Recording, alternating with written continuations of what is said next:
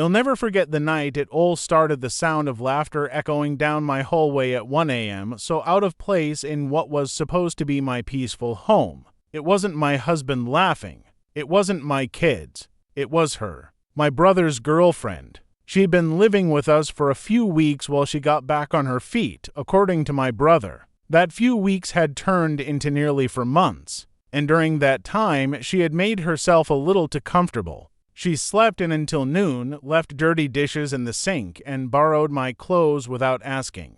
But worse than all of that, she flirted shamelessly with my husband. At first, I thought I was imagining it. A hand on his arm a little too long. A laugh at jokes that weren't funny. Leaning over at the dinner table, her shirt just low enough for him to notice. Had brushed it off, telling me I was paranoid. But then I saw her one evening standing far too close to him in the kitchen, whispering something that made him flush. And when her eyes flicked up and met mine, there was no guilt in them, only defiance. That was the moment the betrayal started to crystallize. Not just her betraying me as a guest in my home, but my brother betraying me by defending her at every turn, by pretending not to see what she was doing. The breaking point came 2 weeks later. It was my youngest daughter's birthday. We had a small party with cake and balloons, family and friends gathered in the living room. Everyone was laughing, kids running around, music playing. For a moment, I felt normal again, but then I walked into the kitchen and froze. There she was, my brother's girlfriend, leaning against the counter with a glass of wine in hand, her hand resting on my husband's chest. He wasn't pushing her away. He wasn't even looking uncomfortable. He was smiling. My stomach dropped, rage and heartbreak surging all at once. I didn't think. I didn't plan. I just snapped. "Get out?" I said, my voice cutting through the noise like a blade. The room went silent. My brother's girlfriend blinked at me, then laughed like I was joking.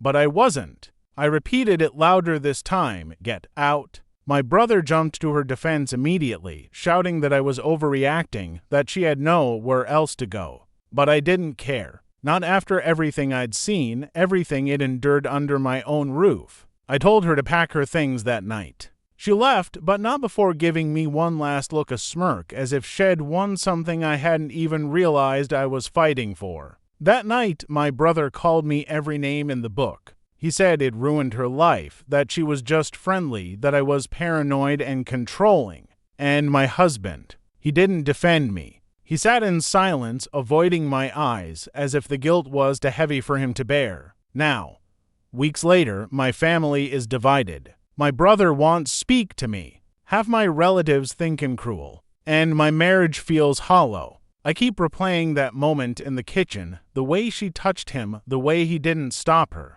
And I wonder, was I the asshole for kicking her out? Or was the real betrayal not hers but his? For days after she left, the silence in my house felt heavier than any screaming argument could have been. My brother didn't just stop speaking to me, he actively turned parts of my family against me. My mother called, her voice sharp with disappointment. "You didn't have the right to throw her out. She's family now. Do you realize what you've done to your brother?" Family. That word burned. She wasn't family. She was a parasite who had been draining my household dry while wrapping herself around my husband like ivy choking a tree. But no matter what I said, no one wanted to listen, and my husband's silence made it worse.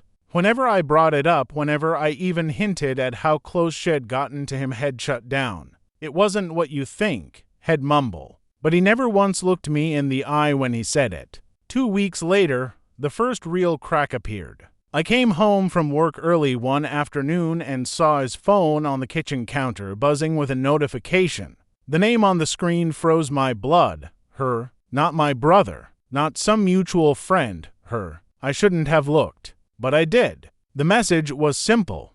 "I miss you. When can I see you again?" I felt the ground tilt beneath me. My husband had always been private with his phone, but I had convinced myself that was just habit. Now, staring at that text, I realized it was something more. That night, I confronted him. He denied it, of course. Said she was just reaching out for help, that she had no one else to talk to. He claimed he hadn't seen her since the night I kicked her out. but the way his hands shook as he poured himself a drink told me otherwise. And then the nightmares started. I would wake up in the middle of the night, my chest tight, because I swore I could hear her laugh again echoing through the hallway. I'd roll over, see my husband sleeping beside me, and wonder if he was dreaming of her. I started doubting my own memory. Had I overreacted in the kitchen that day? Had the touch on his chest been innocent, the smile nothing more than politeness? Or was I gaslighting myself into forgiveness I didn't owe him? The final blow came from my brother himself. He showed up at my door one rainy evening, his eyes red, his voice thick with fury. "You ruined everything," he spat. "She was the best thing that ever happened to me and you." He jabbed a finger at me, trembling with rage. "You couldn't stand to see me happy." I wanted to scream back that it wasn't about him, that it was about her and my husband. But before I could, he dropped the real bomb. "She told me everything. How you were jealous. How you tried to control her. How you twisted things to make her look like the bad guy." I laughed bitterly, but it wasn't funny. Because in his eyes, I was the villain. He believed her, and nothing I could say would change that. Weeks turned into months. My brother moved in with her again, despite my warnings. Family gatherings became war zones. I'd walk into a room, and conversations would die. I could feel the judgment dripping off every glance. And my marriage, well, that was the slowest betrayal of all. My husband and I barely spoke. When we did, it was surface-level bills, chores, the kids. But the intimacy was gone. He no longer touched me at night. He no longer looked at me like I was his partner. And sometimes, when I caught him staring off into space, I knew exactly who was in his thoughts. The breaking point came one Friday night. I walked into the living room and found him sitting on the couch, phone in hand, staring at the screen like he was hypnotized. He didn't even hear me come in. So I stepped closer, and I saw it. A picture of her half-dressed, smiling, eyes blazing with the same defiance I remembered from the night I kicked her out. And worse, his thumb was hovering over the heart button.